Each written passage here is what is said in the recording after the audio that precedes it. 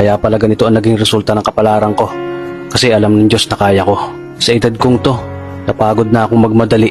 Kaya lahat ng ginagawa ko ngayon, ini-enjoy ko na lang. Siguro sa dami na rin ng aking pinagdaanan, napagtanto ko na ang buhay ay mas malawak at mas mahiwaga pa sa mga problemang dumarating sa buhay natin. Tumatanda na tayo, baka sa kakahabol natin sa masagana at maayos na buhay, ay hindi na natin na-enjoy ang buhay. Baka nabubuhay na lang tayo dahil nape-pressure tayo sa sasabihin ng ibang tao.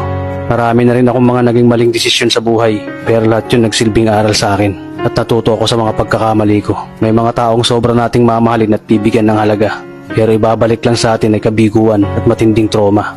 Kaya wag nating lilingunin ng mga taong tulad nila dahil mas payapa kapag hindi ka na interesadong malaman pa kung ano pang balita sa kanila. At wag mong idepende ang sarili mo sa kahit kanino.